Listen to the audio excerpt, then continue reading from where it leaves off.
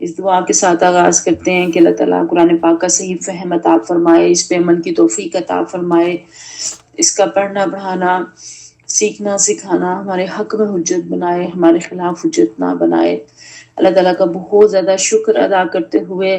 الحمدللہ رب العالمین دل کی گہرائیوں سے کہتے ہوئے آغاز کرتے ہیں کہ ہمارا جو سیکنڈ لیول چل رہا تھا شارٹ کورس کا، اس میں اللہ تعالیٰ نے ہمیں توفیق عطا فرمائی کہ آج ہم اپنا پارا جو ہے وہ مکمل کر رہے ہیں، ہمارا چھٹا پارا جو ہے وہ مکمل ہو رہا ہے، اور اسی کے ساتھ ہمارا کورس یہ تھرڈ جو سیکنڈ اس کا لیول تھا وہ مکمل ہوگا انشاءاللہ تعالیٰ، اور اس کے بعد تھرڈ انشاءاللہ ہم جو ہے وہ شروع کریں گے۔ اور اس کا آغاز جو ہے وہ تلاوت آپ کے سامنے ہو گئی، ترجمہ بھی آپ کے سامنے آ گیا، اور ترجمے سے بہت زیادہ واضح ہو کے آپ کو بات سمجھ آ گئی ہوگی کہ ان آیات اور ان رکوعات کے اندر اللہ تعالیٰ اہل کتاب خصوصاً نصارہ کے عقائد و اعمال پر تنقید کے ساتھ دعوت توحید دی ہے، نبی کریم صلی اللہ علیہ وسلم کی ذمہ داری کی وضاحت ہے، اور اسلام کے حقیقی پیغام کی طرف رہنمائی کی گئی ہے۔ اور پھر اللہ تعالیٰ اپنے نبی صلی اللہ علیہ وسلم کو حکم دیتے ہیں کہ اپنے دین کا پیغام بلا خوف و خطر جو ہے مکمل طور پر پہنچا دیں، کیونکہ اللہ خود حفاظت کرنے والا ہے۔ اور یہاں پہ ساتھ ہی حضرت عیسیٰ علیہ السلام اور ان کی والدہ حضرت مریم علیہ السلام کے بارے میں غلو اور شرک کی تردید کی گئی ہے، اور نصارہ کو دعوت دی گئی ہے کہ وہ توحید کی طرف واپس آئیں۔ اب آغاز جو سورت آیت نمبر 67 سے ہو رہا ہے، اس کے آغاز میں ہی بتا دیا گیا کہ پیارے نبی کریم صلی اللہ علیہ وسلم جو ہیں وہ ان کا پیغام رب کا پیغام بندوں تک، رب کے بندوں تک پہنچا دینا ہی ان کا جو ہے وہ کام ہے، اور اگر انہوں نے نہ پیغام پہنچایا تو انہوں نے رسالت کا حق ادا نہ کیا۔ تو اس سے ہمیں پتہ چلتا ہے کہ پیارے نبی کریم صلی اللہ علیہ وسلم کی حیثیت ایک ناصح کی نہیں ہے، ناصح کہتے ہیں نصیحت کرنے والے کو، اور مصلح کہتے ہیں اصلاح کرنے والے کو، تو ناصح اور مصلح کی نہیں ہے، بلکہ کیا ہے کہ ان کی حیثیت اللہ کے رسول کی، اللہ کے کلام کو بندوں تک بلا کم و کاست، یعنی کہ بغیر کسی کمی بیشی کے جو ہے وہ پہنچا دینا ہے۔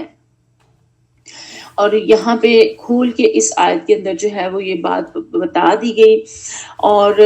یہاں یہ بھی کہہ دیا گیا کہ اگر ایسا نہ کیا تو پیغمبری کا حق ادا نہ کیا۔ تو پیارے نبی کریم صلی اللہ علیہ وسلم نے ہر موقع پہ، چاہے وہ کتنا ہی مشکل موقع ہو، چاہے وہ جنگی حالات ہوں، چاہے وہ قوم کی مخالفت ہو، ان کے مظالم ہوں، لیکن ہر طرح کے حالات میں اقرا سے شروع ہونے والے جو ہے وہ پیغام کو وہاں سے لے کے آخری سانسوں تک جو ہے وہ بلا کم و کاست جو ہے وہ میرے اور آپ تک پہنچایا، اور اب ہمارے تک جو ہے وہ پہنچ گیا، اور اب یہ ہماری ذمہ داری کہ ہم اس کو عمدہ انداز سے اس کے اوپر عمل کریں اور اس کو جو ہے وہ آگے پہنچائیں۔ پھر پیارے نبی کریم صلی اللہ علیہ وسلم کی سیرت سے ہمیں یہ بھی پتہ چلتا ہے کہ آپ نے کتنے کٹھن حالات کے اندر لوگوں کی اصلاح اور فلاح کے کام کیے، کہ جس میں آپ صلی اللہ علیہ وسلم کی جان کو خطرہ تھا، اور ہر وقت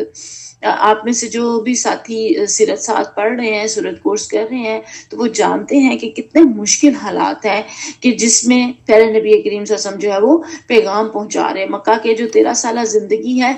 وہ بھی مشکلات سے بھری ہوئی ہے، اس میں مشکلات اور طرح کی ہیں، مدنی زندگی جو ہے 10 سالہ اس میں اور طرح کی ہے۔ تو ہجرت کے وقت بھی ہم دیکھتے ہیں کہ 100 اونٹوں کی لالچ میں سراقہ بن مالک نے کیسے پیچھا کیا، زندہ یا قتل انعام کی صورت اس کو مل جانی تھی، اور اس سے پہلے کے حالات میں بھی کس طرح کفار نے جو ہے وہ مظالم ڈھائے، اور پہلے نہ صرف زبان سے تان تشنیع کیا بلکہ جو ہے وہ عملاً بھی بہت زیادہ۔ اور پھر ہجرت بھی تب حکم ہوا جب انہوں نے گھراؤ کر لیا گھر کا، اور قتل کرنے کے لیے تلواریں لے کے محاصرہ کر لیا، تو اس وقت جو ہے وہ ہجرت کی اجازت جو ہے وہ ملی۔ پھر خیبر کے موقع پہ یہودی عورت نے جو کھانے میں زہر ملا دیا تھا، اور پیارے نبی صلی اللہ علیہ وسلم نے فوراً چھوڑ دیا کھانا، لیکن وہ جتنا تھوڑا سا بھی اندر چلا گیا تھا وہ اتنا مہلک زہر تھا کہ وفات کے وقت بھی آپ صلی اللہ علیہ وسلم نے اس کے زہریلے اثرات بڑی شدت سے محسوس کی، اور آپ صلی اللہ علیہ وسلم نے بتایا بھی اس کے بارے میں۔ لیکن کیا ان سارے حالات میں انہوں نے پیغام پہنچانا چھوڑ دیا؟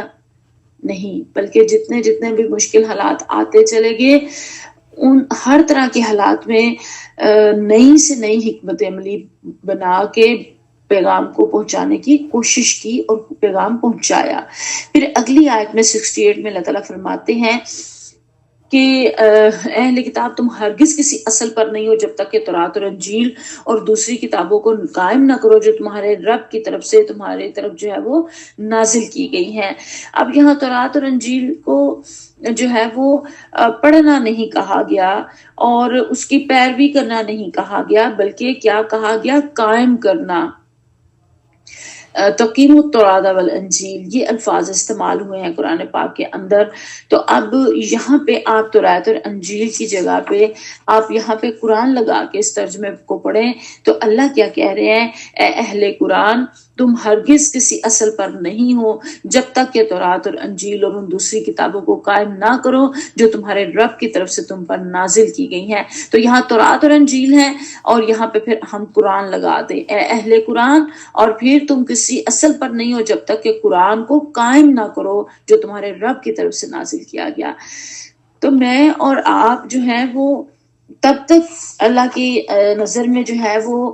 کامیاب نہیں ہے اللہ کے ہاں کہ جب تک ہم اس کو قائم نہیں کرتے۔ تو اس کو قائم کرنے کے لیے کہا گیا، یہ نہیں کہا گیا خوشی روحانی کے ساتھ خوبصورت کر کے جو ہے وہ کتابوں کو پڑھتے رہیں۔ کوئی بھی کتاب ہمارے قرآن سے پہلے بھی جو کتابیں آئی ہیں وہ جسٹ ریڈنگ کے لیے، جسٹ پڑھنے کے لیے نہیں آئی کہ آپ ان کو خوبصورت الفاظ سے اور خوبصورت اس سے جو ہے وہ بس پڑھتے رہیں اور عمل نہ کریں۔ وہ واقعہ آپ نے سنا ہوگا نا کہ ایک دوست باہر گیا تو اپنے دوست کو کہہ گیا کہ گھر والے اتنے زیادہ پڑھے لکھے نہیں تھے تو اپنے دوست کو کہہ گیا کہ میں چیک تمہیں بھیجتا رہوں گا تو تم جو ہے وہ پیسے نکلوا کے میری فیملی کو دیتے رہنا تاکہ وہ مشکلات کا شکار نہ ہو۔ تو کافی سالوں کے بعد جب دوست آیا تو اس نے دیکھا کہ ساری دیواروں کے اوپر جو ہے وہ چیک جو ہے وہ بڑا خوبصورت بنا کے نا لگایا ہوا ہے، اور جو ہے وہ جب گھر والے جو ہے وہ بھوکے اور برے حال میں، تو اس نے جب اپنے دوست سے پوچھا تو اس نے کہا کہ میں نے جو تمہاری بات کے اوپر میں نے عمل کیا، تم نے مجھے بھیجا، میں اس کو پڑھتا، اس کو چومتا، اس کو آنکھوں سے لگاتا، اس کے بارے میں سب کو بتاتا، اس کو اچھا سا فریم کرواتا اور اس کو اونچا کر کے دیوار پہ لگا دیتا۔ تو کیا رزلٹ نکلا؟ دوست نے یہ کہا تھا، اس نے کہا تھا جو چیک بھیجوں گا حفاظت سے رکھنا اور اس کو کیش کرا کے گھر والوں کو پیسے دے دینا۔ تو پوری بات کے اوپر عمل نہ ہوا تو اس کا کیا نتیجہ نکلا؟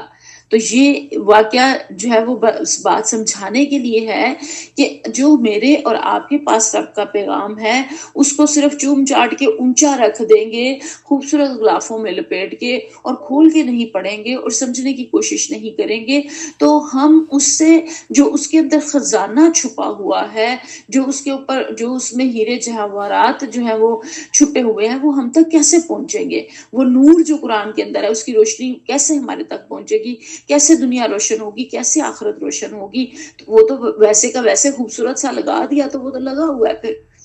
ضرورت پڑی تو خیر و برکت کے لیے پڑھ لیا، بے شک خیر و برکت بھی اس میں سے ملتی ہے، لیکن صرف اس کے لیے تو نہیں ہے، وہ تو ہدایت کے لیے ہے۔ تو یہاں پہ جو ہے وہ بتا دیا گیا کہ تم ہرگز کسی اصل کے اوپر نہیں ہو۔ اللہ کا دین کوئی ایسا یونیفارم نہیں ہے یا کسی کی کوئی وراثت نہیں ہے جو پہن لے تو نظر آ جائے، بلکہ یہ تو جب دل کے اندر بیٹھتا ہے اور یہ قرآن، یہ کتاب، تو پھر زندگی میں نمودار ہوتا ہے، اور جو نظریات قرآن سے پڑھ کے سمجھ آتے ہیں وہ زندگی میں انسان کے پھر عمل کے اندر نظر آتے ہیں، تو پتہ چلتا ہے یہ ایک مسلم معاشرہ ہے، یہ ایک مسلمان بندہ ہے۔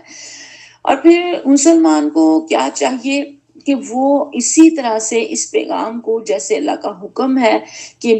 اس کو قائم کرو، اس کو آگے پہنچاؤ، تو وہ اس کی کوشش کرے اور اس میں فرائض میں جو ہے وہ کمی نہ کرے۔ پیارے نبی کریم صلی اللہ علیہ وسلم کے نزدیک سب سے بڑی نعمت اور سب سے بڑی خوشی اس بات میں تھی کہ لوگ اسلام کے رستے پر آ جائیں، اور کسی ایک فرد کا اسلام قبول کر لینا آپ صلی اللہ علیہ وسلم کے نزدیک دنیا کی سب سے قیمتی چیز سے بڑھ کر قیمتی تھا۔ اور جب حضرت علی رضی اللہ عنہ کو یمن کا عامل بنا کے بھیجا تو آپ نے فرمایا کہ اے علی، اگر تمہارے ہاتھ پر کوئی ایک یا دو کافر مسلمان ہو جائیں تو یہ تمہارے لیے 100 سرخ اونٹوں سے بڑھ کر قیمتی ہے۔ میرے اور آپ کے ذریعے سے کوئی ایک فرد ہدایت پا جائے تو یہ 100 سرخ اونٹوں سے قیمتی ہے۔ سرخ اونٹ عرب میں بہت زیادہ قیمتی سمجھا جاتا تھا، اور 100 سرخ اونٹ تو بہت زیادہ مال، آپ اس کو یوں کہہ لیں کہ کوئی ملینئر بلینئر بن جائے اور اس کو جو ہے وہ اربوں خربوں روپیہ مل جائے۔ تو یہ اس قدر اس سے بھی بہت زیادہ ہے، اور یہ بات بار بار ہماری کلاس میں آتی ہے، قرآن پڑھتے ہوئے ہم بار بار اس کو دہراتے ہیں کہ اگر ہم میسج، یہ پیغام آگے پہنچائیں کہ ہم نے قرآن میں یہ پڑھا، یہ سیکھا، ہم اس پہ عمل کی کوشش کر رہے ہیں، یہ میرے نوٹس ہیں، یا کوئی بھی چیز ہم کسی سے بھی شیئر کریں، کسی کو بھی پہنچائیں، دعوت، قرآن کی دعوت ہی دے دیں، ایک کلک سے ہی آگے پہنچا دیں، تو یہ ہمارے لیے 100 سرخ اونٹوں سے بہتر ہوگا۔ یہ اس سے بہتر ہوگا کہ میرے اکاؤنٹ میں لاکھوں روپیہ آ جائے، یا میرے گھر میں جو ہے وہ کروڑوں روپیہ کوئی مجھے دے جائے۔ یہ اس سب سے زیادہ بہتر ہوگا کہ ایک کلک سے ہم بات کو آگے پہنچائیں، اور دین کی بات کو، قرآن کی بات کو، اور مستند بات کو۔ یہ بہت اہم بات ہے کہ ہر جو دل کو لگے پوسٹ وہ آگے شیئر نہیں کر دینی، بلکہ دیکھنا کہ بات مستند ہے یا نہیں ہے۔ پھر آگے اللہ تعالیٰ کہتے ہیں کہ مسلمان، یہودی، ستارہ پرست، نصرانی، جو بھی کوئی ہو اللہ پر ایمان لائے گا اور قیامت کے دن پر ایمان لائے گا، نیک عمل کرے گا، تو وہ بے خوف ہوگا۔ اس میں اس آیت میں 4 مذہبی گروہوں کا ذکر کیا گیا، یعنی کہ مومن، یہودی، عیسائی اور سابی، اور اس کے علاوہ ایمان کے بنیادی ارکان اور تقاضے جو ہیں ان کا بھی ذکر کیا گیا ہے، اور اس میں بھی خاص طور پہ اللہ اور آخرت پر ایمان۔ ظاہر ہے جو اللہ اور آخرت پر ایمان رکھے گا وہی تو رسالت کے اوپر بھی ایمان رکھ رہا ہوگا نا، تو کسی خوف اور رنج کا موقع نہیں ہوگا۔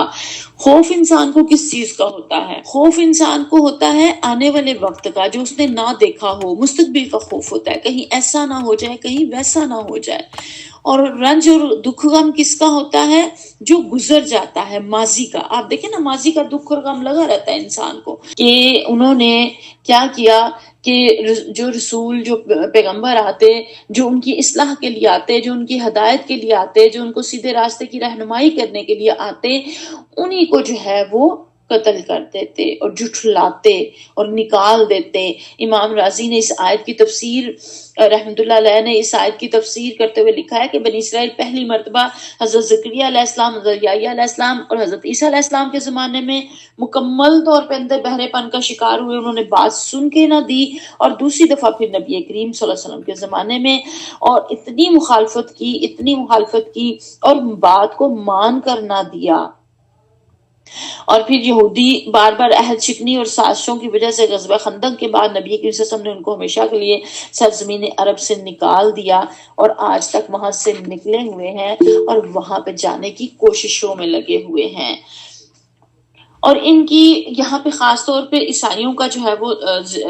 ذکر ہے، اور اس میں یہ بھی مجھے اور آپ کو پتہ چلتا ہے کہ حق کے اوپر عمل کرنے میں رکاوٹ سب سے بڑی خواہش نفس ہے۔ یہاں پہ اللہ تعالیٰ نے خاص طور پہ جو ہے ذکر اس بات کا کیا کہ خواہش نفس کے خلاف جو بھی چیز آتی تھی تو وہ انہیں بری لگتی تھی، اور جو ہے وہ نبیوں کو جو ہے وہ قتل کرتے اور جھٹلاتے تھے۔ آپ جانتے ہیں نا، یحییٰ علیہ السلام کا جو ہے وہ ایک رقاصہ کے کہنے پہ بادشاہ نے، جو یہودی بادشاہ تھا، اس نے ان کا سر قلم کر کے تو اپنی مشوکہ کی فرمائش پر جو ہے وہ تھال میں رکھ کے پیش کر دیا تھا۔ استغفر اللہ، یہ ان کی اپنی کتاب میں لکھا ہوا ہے، مرکز کے اندر۔ اور پھر جو ہے وہ اسی طرح حضرت آموس علیہ السلام نبی تھے ایک، تو ان کے بارے میں بھی انہی کی کتاب میں لکھا ہوا ہے کہ جب انہوں نے بدکاریوں پر ٹوکا اور بری حرکات کا سے باز آنے کے لیے کہا، تو انہوں نے کہا جہاں سے نکل جاؤ، جاؤ جا کر اپنی نبوت کے کام جو ہے وہ باہر جا کے کرو، یہاں نہ کرو، کھلم کھلا۔ اور اتنی زیادہ جو ہے وہ ان کی ہٹ درمی تھی، تو پھر ویسا ہی اللہ تعالیٰ نے ان کو عذاب بھی دیا کہ ان کو ساری زندگی کے لیے جو ہے وہ راندہ درگاہ بنا دیا، ان کو کبھی پناہ جو ہے وہ نہیں ملے گی۔ اور پھر آگے خاص طور پہ حضرت عیسیٰ علیہ السلام کا ذکر ہے، اور جنہوں نے عیسائیوں کے ساتھ یہاں پہ جو ہے وہ نصارہ کے ساتھ جو ہے وہ خطاب ہے کہ جنہوں نے کہا کہ جنہوں نے کفر کیا اور کہا کہ اللہ مسیح ابن مریم ہی ہے، حالانکہ مسیح نے تو کہا تھا اے بنی اسرائیل اللہ کی بندگی کرو جو میرا رب بھی ہے اور تمہارا رب بھی ہے، اور جس نے اللہ کے ساتھ کسی کو شریک ٹھہرایا اس پر اللہ نے جنت حرام کر دی اور اس کا ٹھکانہ جہنم ہے، اور ایسے ظالموں کا کوئی مددگار نہیں ہے۔ اب انہوں نے کیا کیا، انہوں نے ان کی والدہ کو ہی جو ہے وہ ساتھ خدائی میں شریک بنا لیا۔ ان کا عقیدہ کیا تھا، انہوں نے کیا کیا، حضرت غلو اختیار کیا اور حضرت جو ہے وہ عیسیٰ علیہ السلام کو بھی اللہ کا جو ہے وہ نعوذ باللہ بیٹا قرار دے دیا،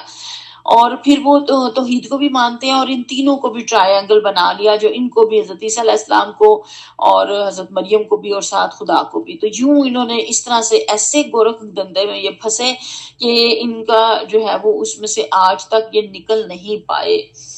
ایک کتاب تھی جس میں وہ لوگ تھے جنہوں نے اسلام قبول کیا، 100 لوگوں کے بارے میں ان کے واقعات درج تھے، کافی سال پہلے میں نے پڑھی۔ اس میں جو ہے وہ بہت زیادہ عیسائیوں کے واقعات بھی تھے، عیسائی عورتیں اور مرد جو مسلمان ہوئے، تو انہوں نے سب نے ایک بات مشترکہ طور پہ کہی ہوئی تھی کہ یہ جو تثلیث کا عقیدہ تھا یہ ہمیں سمجھ نہیں آتا تھا، اور ہم اس کے بارے میں سوال نہیں کر سکتے تھے، ہم اس کے بارے میں پوچھ نہیں سکتے تھے، یعنی کہ ایک خدا کو بھی مانو، ساتھ حضرت عیسیٰ علیہ السلام کو اور ان کی والدہ کو، اور ان کو بھی جو ہے وہ خدائی میں شریک جو انہوں نے جو ہے وہ ٹھہرایا ہوا تھا، تو ان کو بھی مانو اور اس کو بھی، تو اس کی ان کو سمجھ نہیں آتی تھی۔ اور وہ جو غور و فکر کرنے والے تھے وہ پھر انہوں نے غور و فکر کیا، انہوں نے جستجو کی اور انہوں نے جو ہے وہ ڈھونڈ لیا، اللہ تعالیٰ نے بھی ان کو قرآن تک پہنچا دیا اور وہ دین کی طرف جو ہے وہ پلٹ آئے۔ لیکن ہر فرد اتنا گہرا جو ہے وہ نہیں سوچتا، زیادہ تر افراد جو ہے وہ اسی عقیدے کے پیچھے ان کے جو ہے وہ، اور ان کا یہ بھی عقیدہ ہے نا کہ ہم جتنے مرضی جو مرضی گناہ کرتے چلے جائیں، ہمارے گناہوں کے کفارے میں جو ہے وہ حضرت عیسیٰ علیہ السلام سولی پہ لٹکا دیے گئے تھے، تو ہمارے گناہوں کا کفارہ ہو گیا، اب ہم جو مرضی کریں، یہ بھی ان کا ایک عقیدہ ہے۔ تو ان کے اس عقیدے کی بھی تردید یہاں کر دی گئی، کہا گیا کہ اللہ کی عبادت کرو جو میرا رب بھی ہے اور تمہارا رب بھی ہے۔ میں کوئی یہاں اس بات سے کلیئر ہوتا ہے کہ وہ کوئی نعوذ باللہ اللہ کے بیٹے نہیں ہیں، وہ کہہ رہے ہیں جس طرح تم بندے ہو میں بھی بندہ ہوں، اور بندہ تو خدا نہیں ہو سکتا نا۔ تو یہاں پہ انہوں نے صاف طور پہ واضح اللہ تعالیٰ نے ان کے الفاظ قرآن پاک کے اندر جو ہے وہ کوٹ کر دیے، اور انہوں نے اللہ کہتے ہیں یقیناً کفر کیا، انہوں نے کہا کہ اللہ تین میں کا ایک ہے، حالانکہ ایک خدا کے سوا کوئی خدا نہیں ہے۔ اور پھر اللہ تعالیٰ نے یہاں دلیل بھی دے دی ہے نا، ان کی جو عیسائیوں کا عقیدہ الوہیت مسیح ہے نا، اس کی تردید اللہ نے یہاں کر دی اس آیت کے اندر 75 میں۔ اللہ نے کہہ دیا مسیح ابن مریم اس کے سوا کچھ نہیں، کہ بس ایک رسول تھا، اس سے پہلے اور بہت رسول گزر چکے تھے، اس کی ماں ایک راست باز عورت تھی، وہ دونوں کھانا کھاتے تھے، دیکھو ہم کس طرح ان کے سامنے حقیقت کی نشانیاں واضح کرتے ہیں، پھر دیکھو یہ کدھر الٹے پھرے چلے جاتے ہیں۔ اب یہاں یہ جو بات کلیئر کر کے بتا دی گئی کہ جو ہے وہ دونوں کھانا کھاتے تھے، تو یہ ایک فطری جو ہے وہ دلائل بتائے گئے ہیں کہ حضرت عیسیٰ علیہ السلام حضرت مریم علیہ السلام کے بیٹے ہیں، جو اس بات کا منہ بولتا ثبوت ہے کہ عیسیٰ علیہ السلام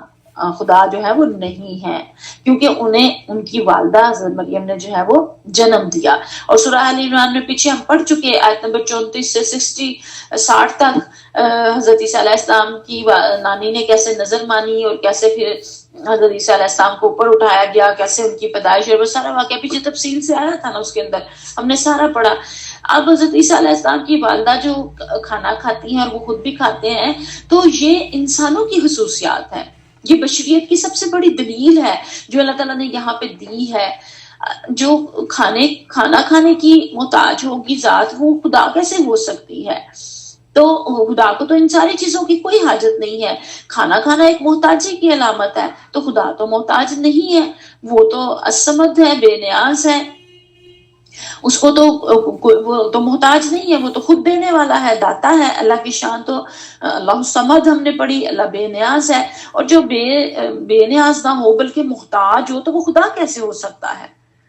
تو اللہ ہی اول ہے، آخر ہے، ظاہر ہے، باطن ہے، ہر ایک چیز کا جاننے والا ہے۔ تو یہاں پہ جو ہے وہ کھول کے یہ ساری بات بتا دی گئی، اور پھر کہا کہ آپ کہہ دیجئے کہ اللہ کے سوا جن کی تم عبادت کرتے ہو نہ کسی نفع کے مالک ہے نہ کسی نقصان کے، اور اللہ ہی سننے والا اور پوری طرح جو ہے وہ بات کو جاننے والا ہے۔ اور بھی کہا کہ اہل کتاب اپنے دین میں ناحق غلو نہ کرو، اور لوگوں کے تخیلات کی پیروی نہ کرو جو تم سے پہلے خود گمراہ ہوئے اور بہتوں کو گمراہ کیا اور سوا سبیل سے بھٹک گئے۔ غلو کا مطلب ہے حد اعتدال سے تجاوز کرنا، کسی کے مقام و مرتبہ میں کمی بیشی کرنا۔ تو یہاں پہ جو ہے وہ انہوں نے اپنے پیغمبر کے بارے میں حد اعتدال سے تجاوز کیا، ان کے مرتبے میں کمی بیشی کر دی۔ وہ اللہ کے بندے تھے، ان کو اللہ کا نعوذ باللہ نعوذ باللہ نعوذ باللہ بیٹا قرار دے دیا، اور ان کی خواہش نفس نے ان کو ایسی بدعات کے اوپر لگا دیا کہ جن کی انہوں نے پرستش شروع کر دی۔ پیغمبر نے فرمایا بے شک دین آسان ہے، جو دین میں سختی کرے گا تو دین اس پر غالب آ جائے گا۔ یہ بخاری کی حدیث مبارکہ ہے۔ یہ دین میں یہ انہوں نے خود سے سختیاں کی اور خود سے انہوں نے یہ سارا کچھ کیا نا، اپنے اوپر پابندیاں عائد کی۔ تو جب انہوں نے عائد کی تو پھر اللہ نے بھی ان کو انہی چیزوں کے حوالے کر دیا۔ حضرت انس رضی اللہ عنہ سے روایت ہے کہ نبی کریم صلی اللہ علیہ وسلم نے ایک بوڑھے انسان کو دیکھا جس سے اس کے 2 بیٹے پکڑ کے ایک سیٹ کے لا رہے تھے، وہ بیت اللہ کی طرف آ رہا تھا۔ تو پیغمبر صلی اللہ علیہ وسلم نے پوچھا یہ کیا ماجرا ہے؟ تو انہوں نے جواب دیا کہ انہوں نے نظر مانی تھی کہ یہ پیدل چل کر بیت اللہ جائیں گے۔ تو آپ صلی اللہ علیہ وسلم نے فرمایا اللہ تعالیٰ اس بات سے بے نیاز ہے کہ یہ اپنے آپ کو عذاب میں ڈالے۔ پھر آپ صلی اللہ علیہ وسلم نے حکم دیا کہ سواری پر سوار ہو جاؤ۔ یہ جو ہم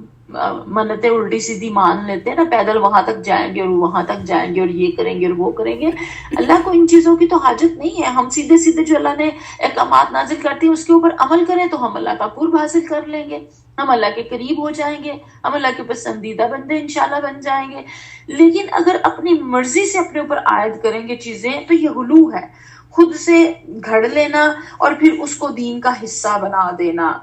اور جو شخص دین میں غلو کرتا ہے وہ حقیقت میں دین سے محروم ہو جاتا ہے۔ اللہ تعالیٰ معاف فرمائے۔ مثال یہاں پہ دی گئی ہے تشریح کے اندر، تفسیر کے اندر، کہ جیسے کوئی شخص ساری رات جو ہے وہ تہجد میں گزار دے، شب بیداری میں گزار دے، اور رات کے آخری حصے میں ایسا غلبہ آئے کہ سو جائے اور فجر جو ہے وہ قضا ہو جائے، تو یہ نفلی عبادت میں مبالغہ ہے،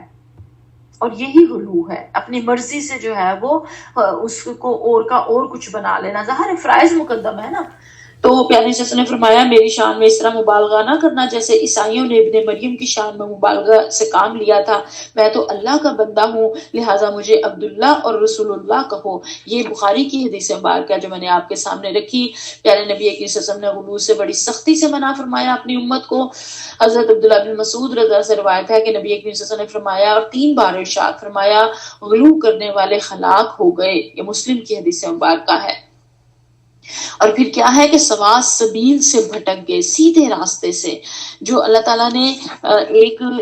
مجھے اور آپ کو سیدھا راستہ صراط مستقیم دکھا دیا، اور جو ہے وہ ہماری فطرت کے مطابق ہمیں دکھا دیا، اور جس میں جو ہے وہ ہمارے لیے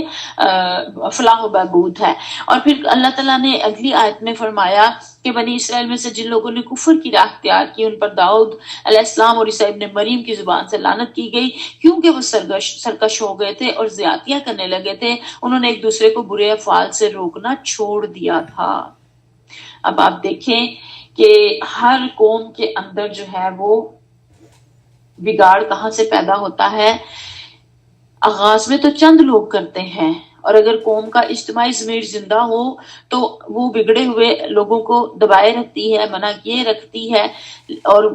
بحثیت مجموعی ساری قوم نہیں بگڑتی۔ لیکن اگر قوم ان افراد کے معاملے میں تساہل سستی کر دیتی ہے اور غلط کاروں کو ملامت کرنے کی بجائے سوسائٹی میں انہیں غلط کاری کرنے کے لیے آزاد چھوڑ دیتی ہے، تو پھر رفتہ رفتہ وہی خرابی جو پہلے صرف چند افراد تک محدود تھی پوری قوم میں پھیل کر رہتی ہے، اور یہی وہ چیز تھی جو آخرکار بنی اسرائیل کے بگاڑ کا موجب بنی، اور ان کے اوپر جو ہے وہ لعنت کی گئی انہی کے نبی کے زبان سے۔ اور اب آپ دیکھیں کہ کہیں وہ سارے کام میں اور آپ تو نہیں کر رہے،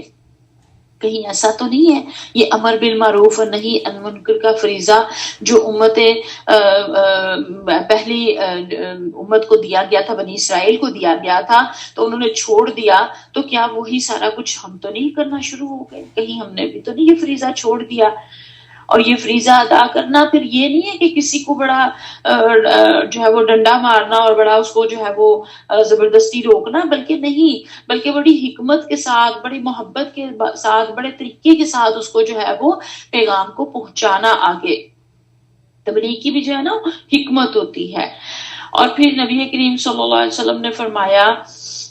حضرت عبداللہ بن مسعود نے یہ نقل روایت کی ہے کہ پیغمبر نے فرمایا جب بنی اسرائیل نے برائیوں کا ارتکاب کرنا شروع کیا تو ان کے علماء نے انہیں منع کیا لیکن وہ منع نہ ہوئے، پھر ان کے علماء نے بھی ان معصیت پیشہ لوگوں کے ساتھ اٹھنا بیٹھنا، ان کے ساتھ کھانا پینا شروع کر دیا، اللہ نے سب کو باہم ملا دیا۔ حضرت داؤد علیہ السلام اور حضرت عیسیٰ علیہ السلام کے ذریعے ان پر جو ہے وہ لعنت کی گئی۔ یہ بات کرتے وقت نبی کریم صلی اللہ علیہ وسلم جو تکیے سے ٹیک لگا کر بیٹھے ہوئے تھے اٹھ کر بیٹھ گئے اور فرمایا نہیں، اللہ کی قسم جس کے ہاتھ میں میری جان ہے، تم ان کو حق پر سختی سے مجبور کرو گے، تمہیں امر بالمعروف اور نہیں عن المنکر کرنا ہوگا، تمہیں ظالم کا ہاتھ پکڑنا ہوگا، بلکہ اصرار کرنا ہوگا کہ ظلم سے باز آ جائے اور اس کے ساتھ مقاطع کرنا ہوگا اور شر کو قوت سے پکڑنا ہوگا، فساد، برائی اور زیادتوں کی راہ روکنی ہوگی۔ اب یہ میرے اور آپ کا فریضہ ہے۔ اور ایک حدیث میں فرمایا تم میں سے جس نے بھی منکر کو دیکھا اسے چاہیے کہ اسے ہاتھ سے روکے، اگر طاقت نہ ہو تو زبان سے روکے، اور اگر طاقت نہ ہو تو دل میں برا جانے۔ یہ ایمان کا ضعیف ترین درجہ ہے، کمزور ترین۔ اس کے بعد سمجھے ہمارے اندر ایمان ہی نہیں ہے۔ انا للہ و انا الیہ راجعون پڑھ لیں اپنے ایمانوں کے اوپر، اگر ہمیں برائی دیکھ کے برائی نہیں لگتی۔ اور یہ برائی آج ہمارے ارد گرد پھیلی ہوئی ہے، اور وہ جو ہے وہ بنی اسرائیل کا وہ عابد جس نے جو بڑا عبادت گزار تھا اور ساری زندگی اس نے عبادت میں گزاری تھی، اس کو کبھی بھی نہ بھولے۔ اس واقعے کو حدیث میں آیا ہے وہ واقعہ کہ اللہ تعالیٰ نے اس بستی کے اوپر جب عذاب کا فیصلہ چسپاں کیا تو اللہ نے کہا فرشتے سے کہ اس بستی پہ عذاب جو ہے وہ نازل کر دو، تو فرشتے نے کہا اللہ تعالیٰ اس میں تو تیرا ایک ایسا بندہ نیک رہتا ہے کہ جس نے ساری زندگی پلک جھپکنے کے برابر بھی تیری نافرمانی نہیں کی۔ پلک جھپکنا کیا ہوتا ہے؟ ایک سیکنڈ لگتا ہے پلک جھپکنے میں؟ نہیں، ایک سیکنڈ بھی نہیں لگتا، سیکنڈ کا بھی پتہ نہیں کون سا حصہ لگتا ہے، اتنی جلدی سے پلک جھپکی جاتی ہے۔ تو اس نے اتنے سے لمحے کے لیے بھی، ایک سیکنڈ، آدھے سیکنڈ کے لیے بھی اس نے کبھی اللہ تعالیٰ کی نافرمانی نہیں کی۔ اس کے باوجود اللہ نے کہا اس کے گھر سے عذاب کا آغاز کرو۔ استغفر اللہ الذی لا الہ الا هو الحی القیوم واتوب الیہ۔ اللہ تعالیٰ ہمیں نہ پکڑنا، ہم پہ عذاب نازل نہ کرنا۔ اللہ تعالیٰ نے کہا اس کے گھر سے عذاب نازل کرو، شروع کرو۔ کیوں؟ اس لیے کہ اس کے ارد گرد برائیاں ہوتی رہی، میرے احکامات ٹوٹتے رہے، اس کے ماتھے کے اوپر کبھی شکن بھی نہ آئی،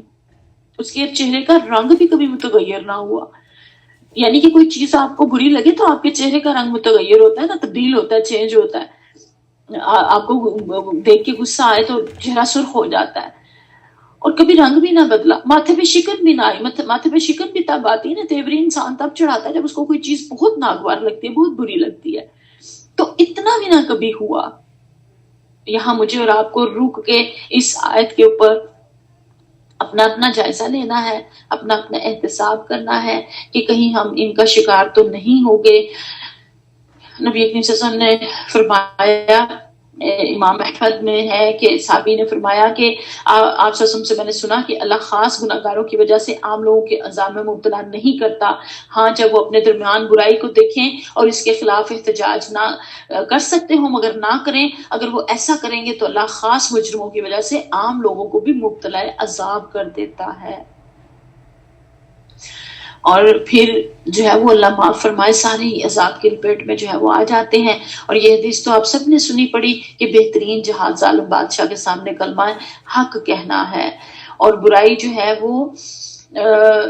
ہوتے دیکھیں تو زبان سے روکیں، اور اس کی نہیں کوشش ہمت تو پھر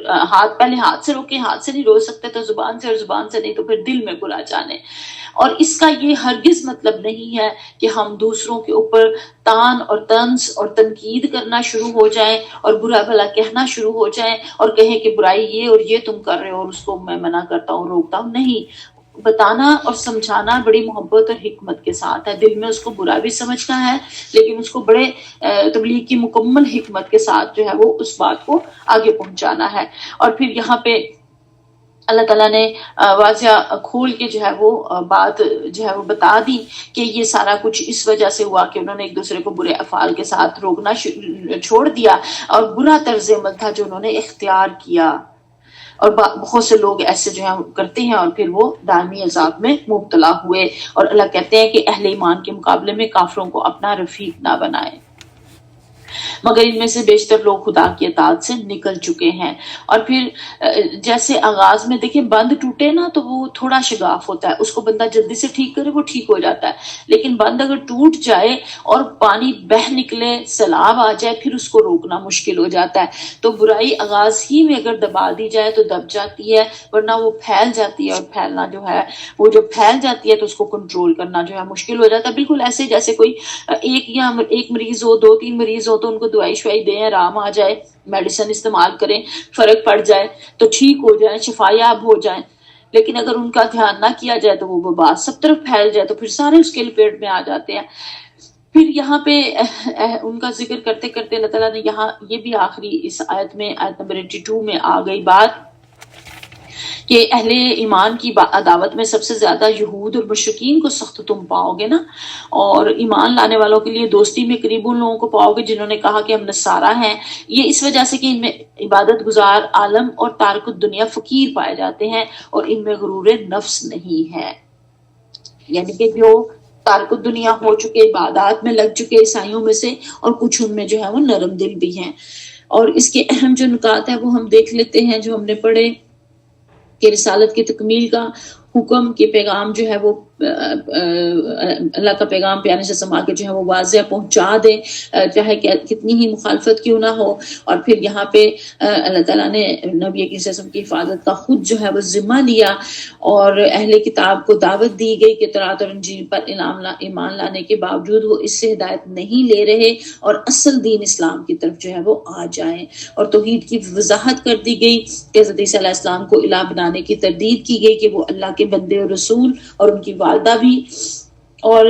غلو کی جو ہے وہ مذمت کی گئی نا، یعنی کہ مذہبی شدت پسندی جس کو کہا جاتا ہے، اس میں مبالغہ نہیں دین کے اندر کرنا، کیونکہ یہی بگاڑ کی تب بھی وجہ بنی تھی. اور کچھ ایکشن پوائنٹس ہیں کہ دین کے بعد کا جو ہے وہ مکمل طور پہ پہنچا دینا بغیر خوف یا مصلحت کے، دعوت توحید کو واضح انداز میں بیان کرنا، اہل کتاب یا دوسروں سے مکالمہ کرتے وقت عدل، علم اور نرمی کے ساتھ گفتگو کرنا،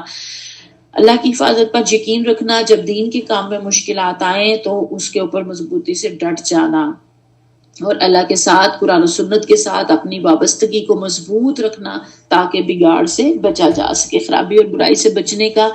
ذریعہ ہی یہ قرآن اور حدیث اور سیرت سنت ہے کہ جس سے ہم جڑے رہیں، تو یہ چیزیں ہمیں برائی سے روکی رکھتی ہیں، ورنہ نفس انسان کا جو ہے وہ اس کو جلدی برائی کی طرف لے جاتا ہے. کسی دوسرے تیسرے نے تو بعد میں آپ کو کچھ کہنا ہے، اپنا نفس جو ہے وہ پہلے برائیوں پہ ابھار دیتا ہے. دین میں غلو اور افراط و تفریط سے بچنا ہے، حق بات کو چھپانا نہیں، اور لوگوں کے خوف سے خاموش نہیں رہنا. ہم نے پیچھے بھی قرآن میں پڑھا کہ وہ اللہ کے جو بندے ہیں وہ ملامت کرنے والوں کی ملامت سے جو ہے وہ نہیں ڈرتے، اور اللہ کے سوا دوسروں پہ اعتماد یا عقیدہ نہیں رکھنا، نبیاء یا اولیاء کو الہی کا درجہ نہیں دینا، اور دوسروں کی گمراہی پر خوش نہیں ہونا یا ان کا مذاق نہیں اڑانا، بلکہ درد مندی سے ان کو سیدھے راستے کی طرف بلانا. اور پھر اس میں ان آیات کے اندر کچھ سوالات ایسے ہیں جو میرے اور آپ کے لیے غور و فکر کے سوالات ہیں، جن کے جوابات اگر ہم خود کو دینے میں کامیاب ہو جائیں تو یہ ہماری دنیا اور آخرت کی کامیابی کا راستہ کھول دیں گے انشاءاللہ. کیا ہم دین کی بات بلا خوف و مصلحت لوگوں تک پہنچاتے ہیں؟ کیا ہمارا اللہ پر یقین اتنا مضبوط ہے کہ ہم اس کی خاطر مخالف برداشت کریں؟ کیا ہم غلو یا دین میں خود ساختہ رویوں کا شکار تو نہیں ہو گئے؟ کیا ہم عیسیٰ علیہ السلام کی اصل تعلیمات توحید اور بندگی الہی کو سمجھتے ہیں؟ ہم اہل کتاب یا دوسروں سے دعوتی تعلق کیسے بہتر بنا سکتے ہیں؟ اس کے اوپر بھی ضرور غور و فکر کرنا چاہیے. اور باقی سوالات کے جوابات اگر آپ دیں یا نہ دیں، اس آخری سوال کا جواب تو آپ نے ضرور ہی گروپ میں لکھنا ہے کہ ہم دعوتی تعلق کیسے بہتر کر سکتے ہیں، دعوت کیسے پہنچا سکتے ہیں۔ جب ہم دیکھتے ہیں کہ فلاں فرد اس طرح جو ہے وہ خرابی کی طرف جا رہا ہے یا یہ خرابی بڑھ رہی ہے، تو ہم اس کو کن کن ذرائع اور کن کن طریقوں سے دعوت پہنچائیں، یہ آپ نے ضرور مینشن کرنے ہیں، کیونکہ آپ میں سے کچھ بہنیں پوچھتی بھی ہیں یہ سوالات۔ اگر آپ جوابات ڈالیں گے، یہ والی بات کریں گے، تو ہو سکتا ہے جو ذریعہ آپ کو سمجھ آ رہا وہ ہمیں نہ آیا ہو تو ہم اس کو بھی اپنا لیں۔ تو یہ انشاءاللہ صدقہ جاریہ ہوگا، اس کو نوٹ کر لیجئے، اور بعد میں کلاس میں یہ ڈال بھی دیجئے گا صبح میسیجز۔ اللہ تعالیٰ ان ساری باتوں کے اوپر مجھے اور آپ کو عمل کی توفیق عطا فرمائے۔ وآخر دعوانا الحمدللہ رب العالمین۔